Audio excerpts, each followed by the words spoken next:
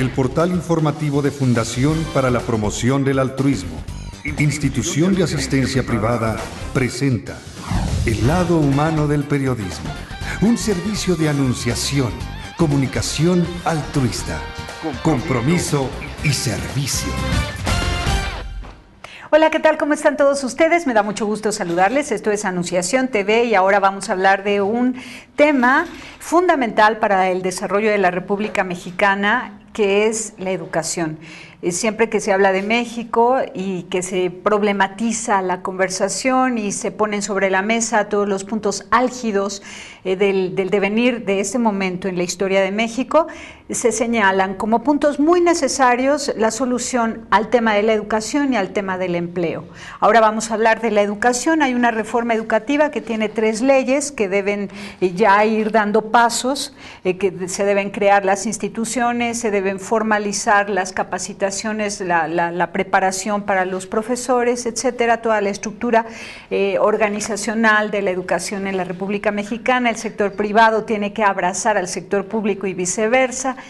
Y hay una organización, entre otras, pero una de mucho liderazgo, incluso ha sido paraguas para muchas otras, aunque también haciendo como que no fuera paraguas, se suma como si fuera una más entre tantas. Se trata de la Alianza de Maestros Asociación Civil, muy comprometida porque está integrada por profesores, por gente de la educación, educadores, gente que ha estudiado la carrera por vocación y que se une por una causa que todos los mexicanos consideramos común, que es la educación.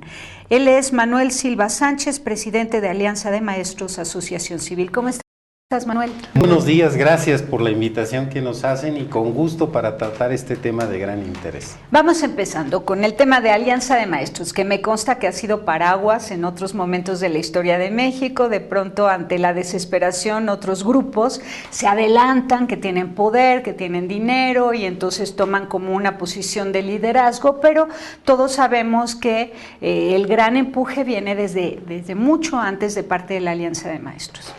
Alianza de Maestros surgió estamos cumpliendo ya 25 años, en 1989, por un grupo de docentes que pretenden rescatar la vocación magisterial. Desafortunadamente en nuestro país, en el ámbito educativo, no todos los que ejercen la profesión tienen vocación. Y en el caso nuestro, afortunadamente, durante todos estos 25 años hemos buscado encontrar a quienes sí cuentan con esta vocación y tienen en razón de ello la posibilidad de irradiar sus valores, sus cualidades, sus capacidades y de ir formando nuevas generaciones. Estamos presentes en 16 estados de la República, con 22 delegaciones y, a Dios gracias, pasados los años podemos considerarnos una institución robusta que tiene una situación estable y que tiene una visión de futuro muy clara. Y entonces lo que se ha estado discutiendo en la Alianza de Maestros y en las mesas de conversación con el gobierno federal y la Comisión Nacional para la Educación y todo, ustedes ya lo tenían, pero así como que súper asimilado, entendido, proyectado, pero había que dejar que maduraran otras instancias. Así es. De hecho, para nosotros queda claro que en México el sistema educativo no ha tenido como fin a la persona, no ha tenido como fin al individuo y el desarrollo de sus facultades, sino que se había constituido en un medio de comunicar una idea de vida, un proyecto de Estado, un proyecto de nación que no necesariamente había sido consultado, consensado con los mexicanos, pero que era el camino que nos habían, en este caso, propuesto para que nos encaminásemos. Ahora bien, los resultados los tenemos a la vista. Ha habido una presión social muy fuerte ya desde hace varios años para intentar modificar esto, y es en 2013 cuando por fin se concreta, cuando se reforma la Constitución, particularmente su artículo 3º y su artículo 73, que abundaré en estas temáticas. Y después, esto ocurre el 26 de febrero del 2013, y el 11 de septiembre también del año pasado se emiten ya las leyes secundarias, que son la Ley General de Educación, que ya existía pero se reforma, el caso de la Ley General del Instituto Nacional de Evaluación Educativa, que también ya existía, pero se actualiza y se concreta de manera más amplia su acción, y la Ley General del Servicio Profesional Docente, que es la novedad y que estamos en su proceso de aplicación en estos momentos. Platícanos de estos artículos de la ley que fueron modificados, que me parece que si no los entendemos y la razón de ser de estas novedades, no podemos avanzar en la reforma educativa. Desde luego. Habrá que aclarar que en la Constitución de la República, que es nuestra ley primaria, hay alrededor de 18 artículos vinculados con el tema educativo, pero el principal es el tercero. El año pasado se reformó para incluir el tema de la calidad educativa. Es decir, el Estado mexicano en la educación obligatoria que está en este caso proporcionando, se obliga a que ésta sea de calidad. Y eso implica que los elementos materiales, que los procesos y en su caso los actores que son los administrativos y los docentes cuenten con determinadas características para lograr la calidad. Esto se introduce en el artículo tercero. También se introduce algo importantísimo, que los planes y programas de estudio para la educación básica, que implica en este caso preescolar, primaria, secundaria y normalista, se abra a la participación de los actores de la sociedad, en este caso los padres de familia, los maestros y las organizaciones de la sociedad civil que tengan interés en la temática. De eso están los actuales foros que también comentaré más adelante. Y también se plantea ahí la creación del servicio profesional docente, que ahora el ingreso, la permanencia y la evaluación de los docentes se haga de manera profesional. Este es un tema que se había introducido ya desde hace varios años en la administración pública, desde el año 2004, el servicio civil de carrera, pero que no había aterrizado en los maestros. Es apenas hasta el año pasado donde se introduce este aspecto. Entonces, esto es lo que ocurre en el artículo tercero, entre otras cosas. Y en el artículo 73, en su fracción 25, se establece que el Congreso tiene facultad para crear el servicio profesional docente. Ya decía esa fracción otros aspectos relativos a la cultura y a la educación, pero se introdujo este apartado fundamental, es decir, ya no es un asunto que se reduzca a las entidades o que se reduzca exclusivamente a la SEP, que es la autoridad ejecutiva, sino al propio Congreso. Entonces estos fueron los dos grandes cambios a nivel de la Constitución. Muy bien, y todos contentísimos, ¿no? No. No todos, una fracción. Todos. Una Particularmente los maestros no quedaron contentos. Algunos, porque vamos a explicar ahora ya un poquito a la distancia de tantas marchas y manifestaciones desgastantes, agotadoras, tristísimas, violentas incluso del año pasado. A unos mesecitos de distancia podemos mirar con tranquilidad ese escenario y explicar, por favor, desde tu punto de vista, lo que puedes decirnos, esta relación antagónica entre el Sindicato Nacional de Trabajadores de la Educación y la Coordinadora Nacional de Trabajadores de la Educación, que se desprendió de aquel. De acuerdo. Entonces, ¿qué es lo que pasa? ¿Por qué hay controversia? ¿Por qué hay oposición de uno con otro? ¿Por qué unos del lado de la reforma educativa, otros no? Bueno, habrá que aclarar que el sindicalismo mexicano siempre ha servido como puntal, como soporte de un sistema político. Particularmente los maestros jugaron históricamente el papel de promoción del voto en los procesos electorales, razón por la cual fueron, entre otras cosas, obteniendo una serie de prebendas, al grado tal que el tema educativo no dependía de la SEP, dependía propiamente del sindicato. Yo fui director de bachillerato, a mí me tocó estar en reuniones donde se trataba el tema académico y cerrado el tema académico, se transitaba al tema sindical, los mismos actores, los mismos directores, los mismos supervisores escolares. Bueno. La primera etapa pues fue una reforma administrativa, una reforma propiamente laboral, hay que decirlo, que consistía en separar al sindicato de esta influencia en el tema administrativo. Entonces el sindicato de entrada, hay que decirlo, pues no es que tuviera muchas ganas y entonces ocurrieron hechos, por ejemplo, la separación de su dirigencia nacional, fue en este caso quitada y quedó una nueva persona que era que es el actual presidente, el actual secretario general del CENTE. Y en este CENTE, en este gran sindicato, hay un sector que históricamente ha tenido una formación particularmente de izquierda, particularmente combativa, con luchas sociales que han introducido en ciertos estados de la República. Entonces, la Coordinadora Nacional de Trabajadores ¿Qué es la de Educación coordinadora? está fundamentalmente en estados como Michoacán, como Guerrero, como Chiapas, como Oaxaca, incluso aquí en el Distrito Federal. Entonces, ellos se oponen precisamente a que ahora sea el Estado, a través del gobierno, el que dirige el tema educativo, porque en el esquema anterior incluso se podían heredar las plazas. O sea, conocemos el caso último de Tamaulipas, donde hubo este problema de bullying, de agresión a un niño, donde, por ejemplo, la maestra que estaba ahí frente al grupo, le heredaron su plaza, en este caso, su mamá, le heredó su plaza. Bueno, entonces, en este caso, la coordinadora ha tenido un proyecto con el cual ha cooptado un sector de los maestros y es quien les otorga sus beneficios. Yo doy un caso concreto, que es parte de sus protestas. Yo soy profesor universitario. Han estudiado conmigo pedagogos que, por ejemplo, están en Chiapas o, en este caso, en Oaxaca. Vino uno de ellos a presentar exámenes extraordinarios y me dice: maestro, a nosotros los que estamos protestando ahí en el Monumento a la Revolución es con lista en la mano.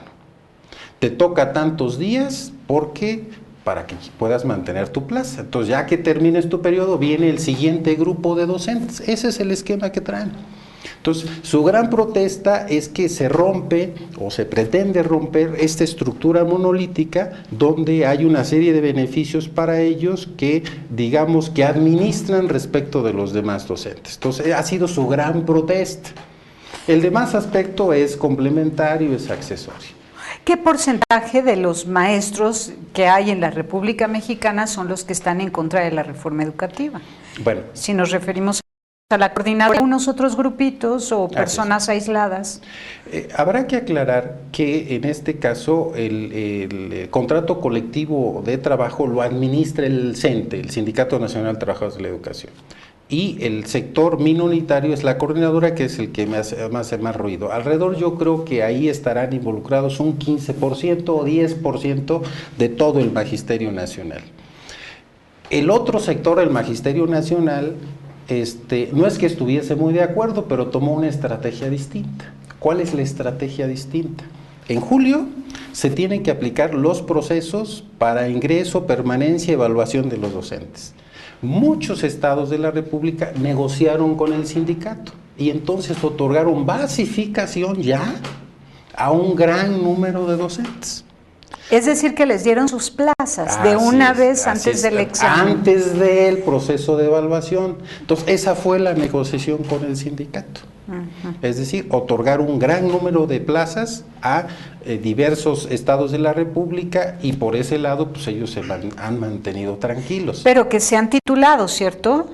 Docentes titulados. Desde luego, esperaríamos que así haya ocurrido, pero el asunto es todavía tan oscuro, tan difuso, como que todavía no sabemos cuántos maestros de a de veras tenemos. Ejemplo, la estadística, el censo que acaba de aplicar el INEGI, no tenemos datos de todos los estados. Y hemos conocido, por ejemplo, una de las denuncias que ha hecho Mexicanos Primero, es de que hay un determinado número de plazas de docentes que no se encuentran en las instituciones. Para quienes conocemos un poco el sistema, sabemos que hay docentes que tienen 1, 2, 3 plazas o hasta más. ¿Sí? Entonces, es un asunto que apenas se está abriendo para, en este caso, la transparencia de la sociedad. Al día de hoy, dice la SEP lo siguiente. Bueno, ante estos hechos, es que los estados me entregaron información incompleta, sesgada, o me están ocultando información. Imagínense, la autoridad federal, que es la que tiene la capacidad para corregir eso, resulta que la información que le han aportado los estados todavía no la tiene suficientemente clara. Y esto se va de cuando comiencen los exámenes en julio. Ya comenzó. Ejemplo, la ley del servicio general, la Ley General del Servicio Profesional Docente establece que en la evaluación tú tienes oportunidad de una primera evaluación, si no pasas te preparan, o una segunda evaluación, si no pasas te preparan, y una tercera evaluación. Y si no logras pasar la tercera evaluación, te ocupan en una actividad administrativa, ya no frente a grupo. Esa fue otra de las negociaciones del sindicato, por eso muchos maestros están por esa vía optando. Y hay unos que ni siquiera quieren entrar en la evaluación, ya entraron en un proceso de, en este caso, jubilación. Ya están haciendo sus trámites, un sector muy amplio de docentes para ni siquiera entrar a este proceso. Entonces la depuración ya empezó, ya está avanzando. Evidentemente va a llevar un buen tiempo para que haya suficiente claridad sobre cuántos son, dónde están y en qué condiciones están cobrando, ¿no? ¿Cuánto tiempo será eso? Bueno, yo esperaría que esto no fuese muy largo, es decir, que en un lapso mayor de 3 años quizás ya tengamos suficiente claridad. La reforma en su conjunto para dar resultados va a tardar por lo menos una generación. ¿25 años? Así es, o sea, es una reforma. Entonces vamos a un corte. Adelante, claro que sí. Claro 25 que sí. años, vamos a un corte y regresamos.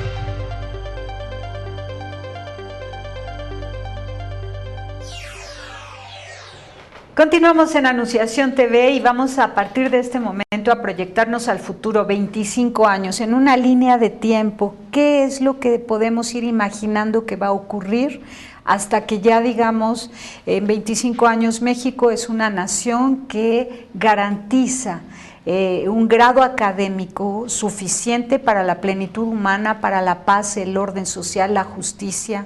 Porque además es para eso, porque si va a ser para ser tecnócratas, egoístas, consumidores, o sea, gestar generaciones de consumidores individualistas, materialistas, todo lo que el sistema nos ha tratado de imponer, bueno, que lo ha impuesto al grado de que hay pues una desolación tremenda y un deterioro moral y una destrucción del ser humano espantoso, ¿no?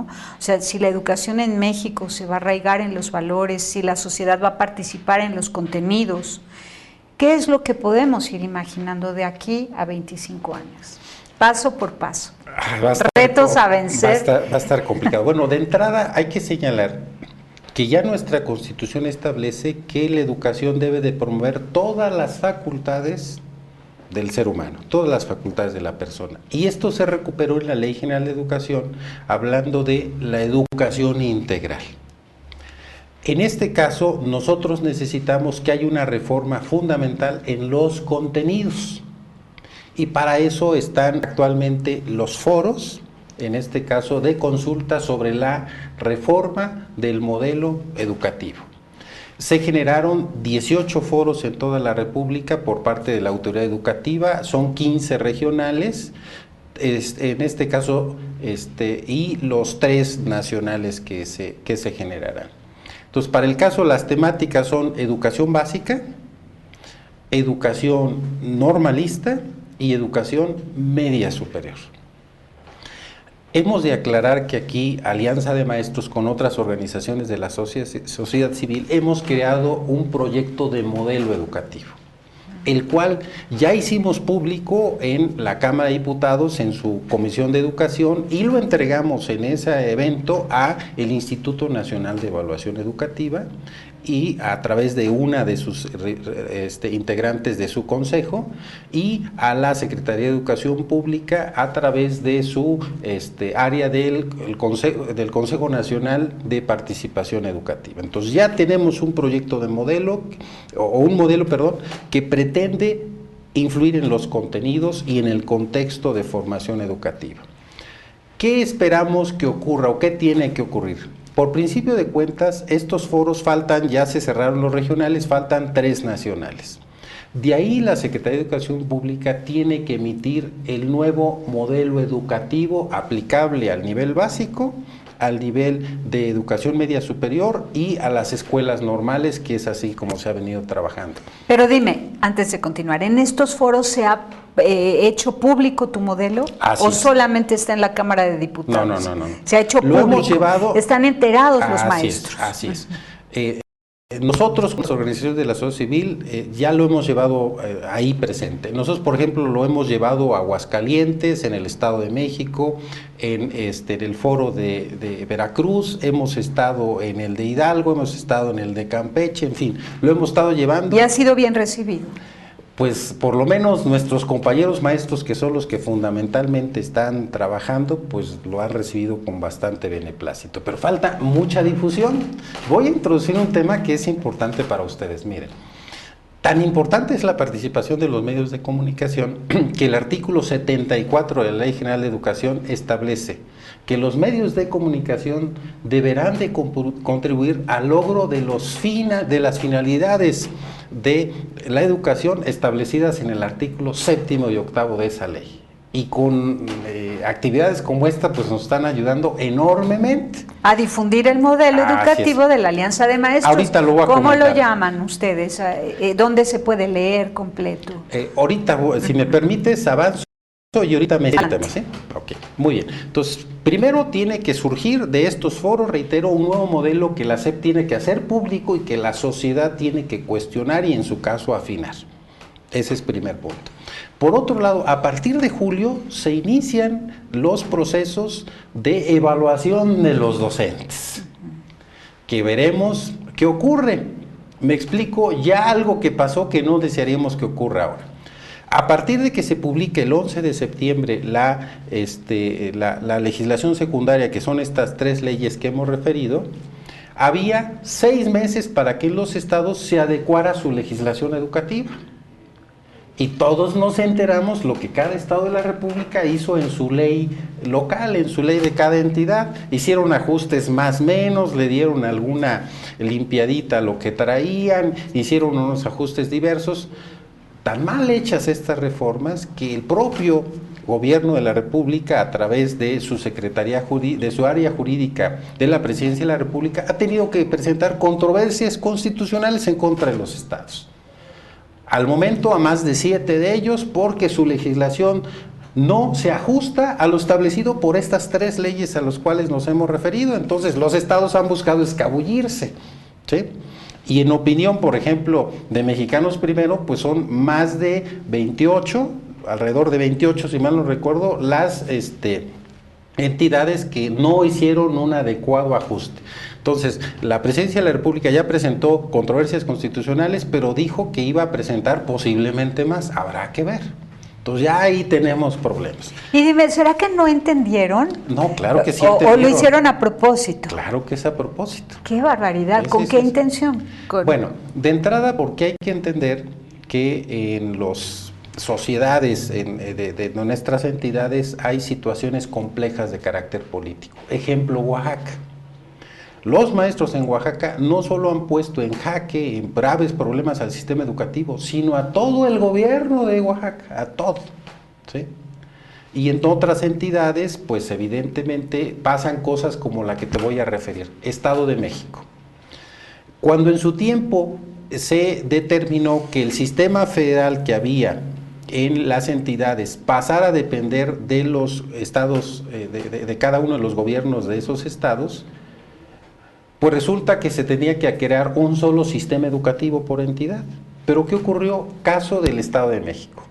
Existe la Secretaría de Educación del Estado y lo que se conoce como el CEIEM, Servicios Educativos Integrados al Estado de México. Entonces no se ha podido conjuntar un solo sistema, permanecen los dos. ¿Por qué? Porque los que trabajan en el ex sistema federal tienen cierta serie de beneficios respecto de los que trabajan en la entidad. Por ejemplo, hay variantes en la cantidad de horas en unos y otros. Entonces, cada entidad trae su propia problemática. Ay, creímos que solamente el sistema de salud en México estaba tan descuartizado y disperso. Entonces, el sistema educativo también tiene sus entidades federales y locales que no son una misma cosa ni van en una misma línea de trabajo. Deberían ya de estar, pero tiene sus variantes. Increíble. Caso del Distrito Federal, hemos conocido de todas las marchas de los maestros de la coordinadora. Aquí en el Distrito Federal, la sección 9 tiene una fuerte presencia, la coordinadora. Pero ¿por qué no ha podido hacerse mucho más evidente su rechazo? Porque en el Distrito Federal la educación básica no depende del gobierno del Distrito Federal, depende directamente de la SEP. Y aquí se les han aplicado del principio de que el que falta le descuentan, entonces no han podido manifestarse como quisiesen. Entonces, caso particular del DF, reitero, el sistema de educación básica no depende del gobierno del Distrito Federal. Bueno, decías que 28 entidades hicieron leyes diferentes o aplicaciones a las leyes diferentes. Así es, aproximadamente son las que, de acuerdo a la opinión de Mexicanos Primero, no se ajustaron correctamente a las 3 leyes secundarias que se generaron. Y sus leyes locales quedaron diversas de estas. Así es. Ahora, ¿cuáles son los 4 estados que sí coinciden con la ley, las 3 leyes federales? Bueno, se manejaba Baja California, que ya lo impugnó el gobierno federal, o sea, decían que Baja California sí, decían que Nuevo León sí, etcétera. Entonces, y no. Reitero. No podemos decir qué estados sí lo han hecho bien. Hasta que la autoridad educativa, en este caso el gobierno federal, asuma que está de acuerdo con lo que dijeron. Entonces, ahorita, reitero, ya hizo la presentación de controversias constitucionales en 7 entidades y dijo que presumiblemente presentaría más. Entonces, como hay un tiempo para hacer esta presentación, en tanto se cierre este tiempo, sabremos si ya, en este caso, el gobierno federal acepta que así queden o va por otras controversias constitucionales. ¿Y esto cuánto tiempo va a durar? Las controversias constitucionales no tienen tiempo para resolverse. Presentadas ante el Poder Judicial se puede tardar en cada caso lo que juzgue necesario. Aunque en teoría tendría que ajustarse a los tiempos establecidos por la normatividad. Pero reitero, si de hecho cerramos los 6 meses cuando estados como Oaxaca ni siquiera hizo nada, no hizo absolutamente ningún cambio. Es más, en Oaxaca se llegó a la decisión de comenzar a crear foros para que la sociedad oaxaqueña participara y después vieran a ver qué le cambiaban a su ley educativa. Algo que nos llama mucho la atención en general a la opinión pública es que Oaxaca se jacta de ser muy culto. muy artístico, muy culto, muy preparado, muy lector, ¿no? Devorador de libros, de arte, de cultura. ¿Y dónde está eso? Bueno, lo que ¿O pasa... ha sido una falacia y hemos creído que Oaxaca, por ser la tierra de Benito Juárez, es de gente culta y educada? Bueno, habrá que tener presente que de Oaxaca también fue Porfirio Díaz y de Oaxaca también fue José Vasconcelos. Entonces, claro, ha habido insignes claro. Oaxaqueños, y habrá que aclarar. Entonces, ¿echaron fama y se fueron a dormir o qué? Pues diremos que como el tema de la cultura no necesariamente implica el aspecto educativo o el aspecto escolar, o sea, el tema de la cultura no abarca necesariamente el tema escolar, o sea, Oaxaca es un estado muy culto con muchas manifestaciones. Lo que ocurre es que en su sector educativo, pues hay una serie de actores que tienen una serie, diríamos, de proyectos ideológicos que vienen de muchos años atrás y que incrustados en en el sindicato magisterial, pues han caminado de manera distinta a la sociedad mexicana. Bueno, son muchas cosas, de verdad que estamos hablando de muchísimas cosas en torno a algo importantísimo, esencial, que es la educación. Tú eres profesor, yo soy una preguntona, ya me perdí en el tema, en la línea que querías llevar. Vamos a un corte, recupera tu línea informativa y volvemos. Con todo gusto, con todo gusto. Gracias.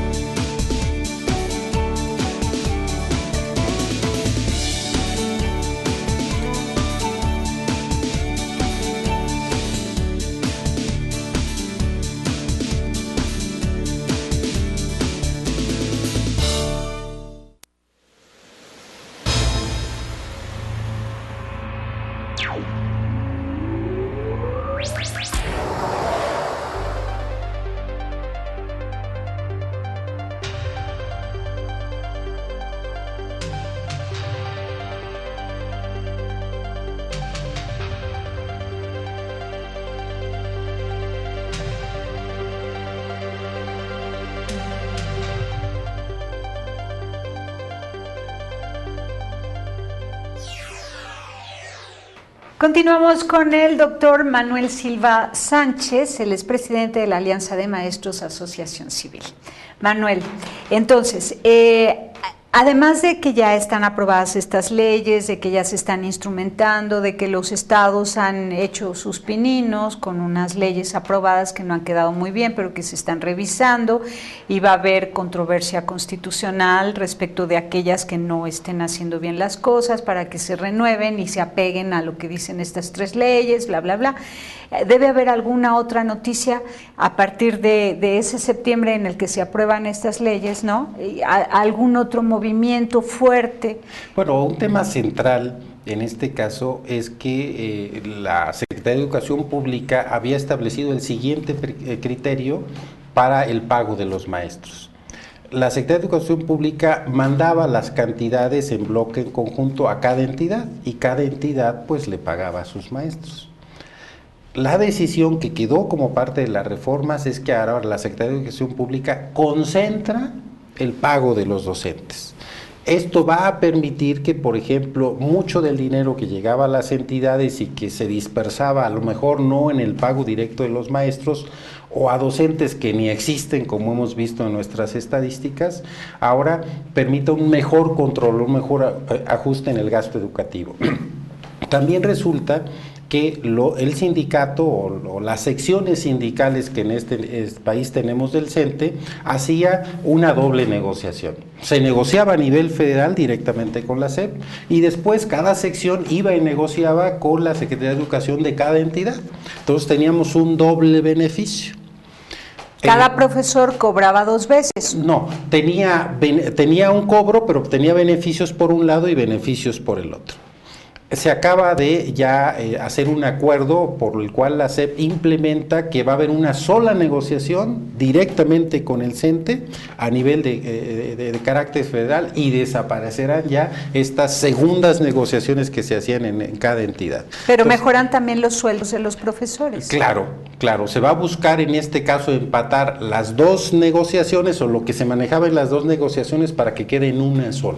Entonces, digamos que habrá mayor claridad, mayor transparencia en un tema tan delicado como es el manejo de los dineros del sector público, pero además, reitero, se va a identificar cuántas plazas son de aviadores, de gente que teniendo una sola plaza está cobrando por 2 o 3 más. Entonces son fantasmas o prestanombres. Así es.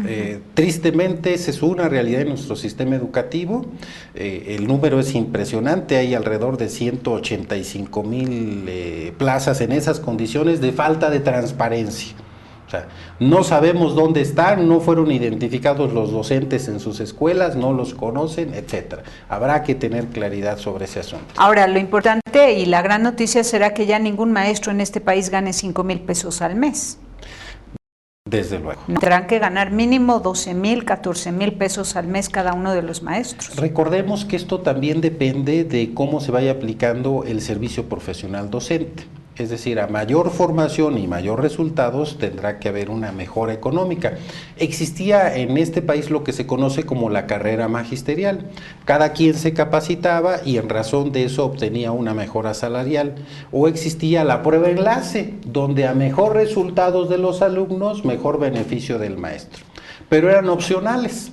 La SEP decidió quitar la prueba enlace, por lo cual protestamos muchas organizaciones de la sociedad civil, y ha decidido, bueno, que la va a ajustar y que la va a implementar después. O sea, le va a hacer los ajustes y sí la va a aplicar. Y segundo, el caso de la carrera magisterial va a ser suplida por este nuevo modelo. La carrera magisterial era opcional, ahora va a ser obligatoria con el servicio profesional docente. Vamos a avanzar en estos asuntos. Vamos a avanzar. Sí. Vamos al modelo educativo, porque para eso se han hecho estos foros a nivel local y faltan los 3 nacionales, pero es donde hay que difundir mucho el modelo educativo que propone la Alianza de Maestros.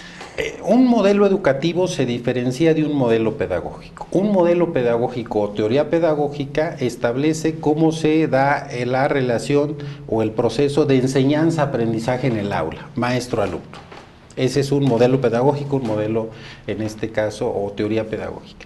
Y un modelo educativo es aquel que trata de abarcar todos los elementos, todo el entorno que forma parte de esta relación maestro-alumno. Entonces, nuestro modelo educativo que le hemos denominado para una formación de la persona humana y trascendente, de formación para la vida humana y trascendente, tiene 6 elementos. El primero de ellos habla sobre una educación integral, que en este caso transite de ser meramente cognoscitiva a abarcar las demás esferas de la naturaleza humana, que son la afectiva, que son la volitiva, que son en este caso la de hábitos, en este caso de carácter tecnológico, etcétera. Todas las facultades de la naturaleza humana para que incluso se vea el aspecto espiritual trascendente de los seres humanos. Ese es el primer elemento. Un segundo elemento se refiere al método, que sea un método dinámico, que busque hacer más participativo al educando, que le permite en este caso ser más participativo en su proceso formativo. El tercer elemento se refiere a los maestros que en el caso de la educación básica de preescolar a secundaria surgen de las normales y que en el caso de la educación media superior, que ya es obligatoria a partir del año 2012, en este caso implique el ingreso, la permanencia y la evaluación constante de nuestros docentes para que ellos sean capaces de comunicar, digamos, un espíritu de superación a nuestros alumnos. El cuarto elemento se refiere, en este caso, a el alumno, al educando, a tratar de centrar la educación en la persona y para la vida, que el centro de nuestro proceso educativo sea el educando y por lo tanto le reconozcamos en todas sus facultades, en todas sus capacidades y propiciemos en razón de ello adecuar lo que le estamos comunicando a esas necesidades que él tiene de manera inmediata. El quinto elemento se refiere a los procesos, a la administración, a la gestión educativa, que en los actuales momentos es una gran carga para los docentes, de tal suerte que buena parte de su tiempo la tienen que dedicar al proceso de papeleo. Entonces planteamos que esto sea mucho más ágil. Y el sexto elemento es a la participación de los padres de familia. Nos queda claro que la escuela es la prolongación del hogar.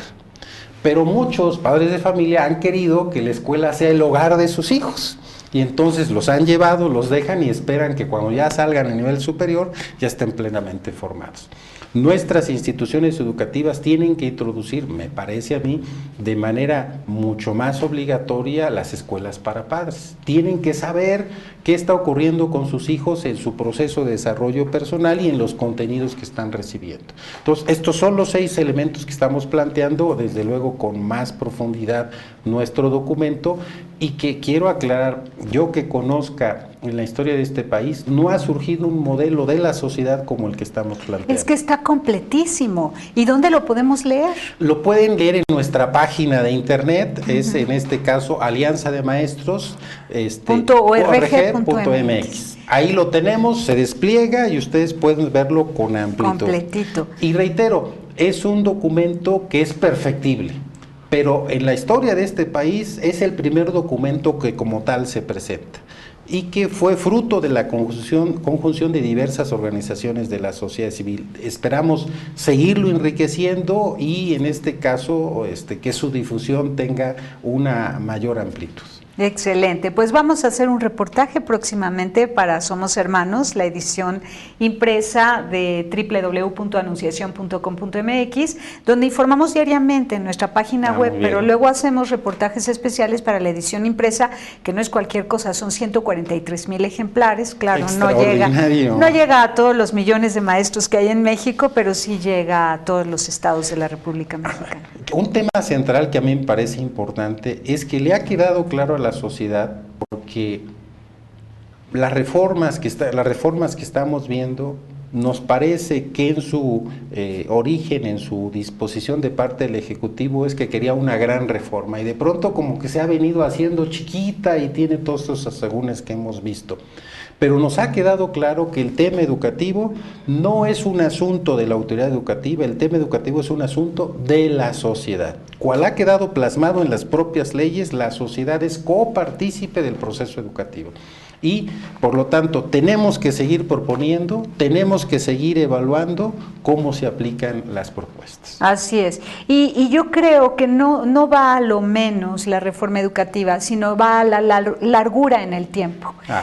Ahorita parece como si se hubiera empequeñecido el tema, pero no, en realidad es que ya se están dando los pasos, paso a pasito, ¿no? El tema es tan esencial como lo siguiente. Hoy se educa en la relatividad. No hay cosas válidas ni permanentes. Yo lo platicaba como los alumnos de la universidad. ¿Qué les parece si al inicio del semestre les digo a ustedes, compañeros, todo lo que van a ver no les va a servir para nada en la vida? Los que quieran quedarse, quédense. Pues nadie se queda. Entonces, el no educar en principios, en valores, en fundamentos, en la trascendencia de la vida personal es estar en este caso no solo dejando de apoyar el desarrollo de los alumnos, sino al contrario, obstaculizándolo.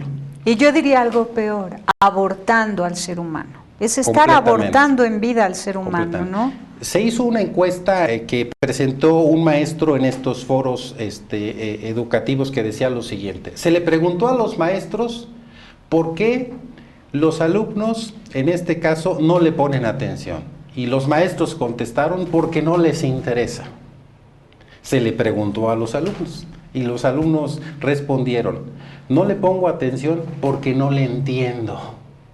Entonces, tristemente hay una gran cantidad de docentes que no son de vocación y que desafortunadamente no están apoyando, no están siendo entendible el saber y no están propiciando el desarrollo de sus educandos. Entonces, todo esto que estamos viviendo va a ayudar a hacer una sacudida interesante y pues a permitir que aquellos que tienen vocación o que por lo menos tienen la disposición de ser mejores maestros permanezcan en el sistema educativo.